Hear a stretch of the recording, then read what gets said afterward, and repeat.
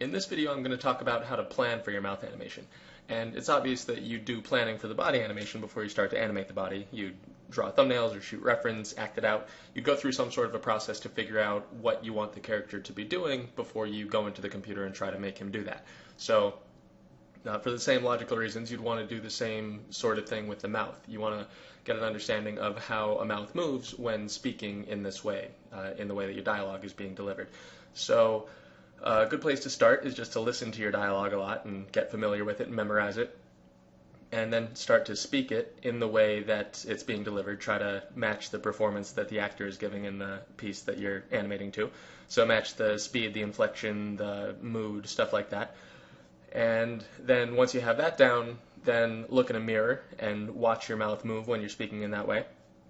And just pay attention to how it's moving. You can also kind of feel how it's moving. You can also shoot video and watch the video, but go through a process to figure out how a mouth moves when speaking in the particular way that the dialogue is being delivered. For example, in my case right here, he starts out by saying from 1 to 10, and if he was saying it like slowly, if he was saying it like from 1 to 10, then in that case my jaw just went up and down 4 times. It opened for each syllable. Open and close for each syllable, but in actuality, the way that it's being spoken, and when I try to match that, that's not what my jaw does at all. So for the purpose of kind of being able to talk through what I look for in a mouth, I've recorded myself, and here I'm just lip syncing. I'm not actually speaking, but I'm lip syncing, matching the speed and the tone, the inflection. That's what I'm going for in my lip sync. And I'll play through it, and you can watch and listen a couple times, and then I'll talk through the kind of things that I look for. From 1 to 10, 4. From 1 to 10, 4. One of the important things to look for is what the jaw is doing. That's very important, because if it's moving too much, then it gets chattery. And so anyway, that's why I have my hand under my chin. It's just a little trick to make it extra obvious what the jaw is doing. So when you open your jaw, your chin pushes your hand down, and just put a little bit of pressure under your chin, and then when you close your jaw, your hand will go back up with your chin. And you can also kind of feel what's happening to your hand if you're not actually looking at it. So that's what this is for. And now I'll play through again and just watch my jaw or my hand and see how it's moving for that first part when I say from 1 to 10. So here I'm into the F right now, and I'll say from 1 to 10. From 1 to 10. And it's only going up and down twice, and even though it's 4 syllables. And when I was a little kid, I remember learning that each syllable, your jaw opened and closed 1 time. And when I was little, that helped me understand the concept of what a syllable was, but really that is not a rule that you can live by, because it's not true. And you can't do good lip sync animation if that's what you're following. So you really have to pay attention to what your jaw is actually doing. And in this case, I'll frame through and kind of talk about what's happening. So I'm in the... Okay, so I opened a tiny bit just to get to the F. And now that I'm in the F, I'll step forward, and you can see my lips are kind of passing through into an N, through the M shape into the W shape, and my jaw starts to open on the 1, and here I'm in the N shape, and then while my jaw is still closing, I'm saying T, and then I get back into a T shape, and then 10. So from 1 to, my jaw opens and closes once, even though it's 3 syllables, and on the word 10, it opens and closes once, and in that case it's 1 syllable. But that's the kind of thing you have to watch for, because if you move the jaw up and down too much when it's not necessary, it's going to look bad, and it's going to be chattery, and it's no good. So pay attention to stuff like that. And another thing to look for is when the mouth is wide and narrow. So in the beginning, in the F shape, the width of my mouth is kind of neutral, and then passing through the M shape into the W shape, it gets narrow, then widens out while I'm saying 1 into the N, it gets a bit wider. And of course you can use your artistic license to make adjustments, but I think it's worth having an understanding of what's actually happening to help inform those creative decisions, because then those creative decisions will be better, probably.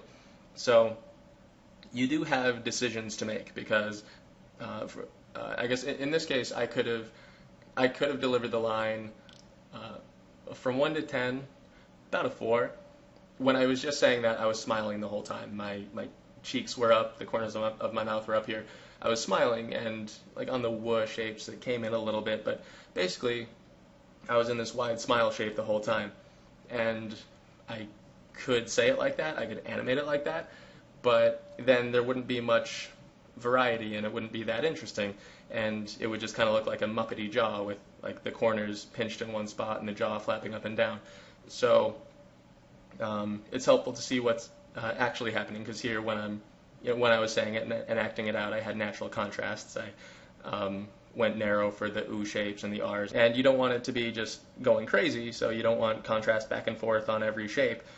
So you want to find the right times to be wide and a good time to go narrow to emphasize a word or just for good contrast. Those are the kind of things to think about when you're going wide and narrow, and also applies with the jaw.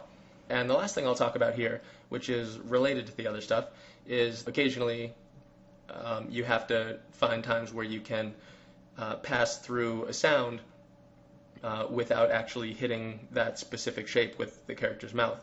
And an example of that is on the word from. So what's happening here is I'm in the F shape, and then here's kind of in, so here's the F, I guess here's kind of an R, maybe a hint of a vowel sound, but then it's just closing into the M shape and then opening up into the one. So there's not enough time, there's not enough frames to make that vowel shape and have it look good, so it's basically just being skipped over. And same thing with the M kind of. With all these sounds right here, it's so fast, so there's not really time to hit a pose and be in that pose to make the sound. It's all just kind of passing through. And really there's just this key pose in the F, and then these are just kind of breakdowns into this pose right before it opens up into the W. But there's not really a specific R shape and a specific M shape or the O shape. A lot of those sounds are just happening between the F and the W. So that's happening because it's so fast. Like there isn't enough time for each of those poses, because especially for closed shapes, like for an M or a P, you need at least 2 frames, because if you're only closed for 1 frame, it's just not enough. Like you need more time to just register it, so you want at least 2 frames. But if there's motion blur on just that 1 frame that is closed, it can motion blur in a way where it doesn't even look closed. It could still, on that frame, look open depending on how it got blurred. So you need at least a couple of frames per shape, and in this case there aren't a couple of frames for each of the sounds that are being made, so really it's just flowing through what can be considered key poses. So that's the kind of thing to consider when you're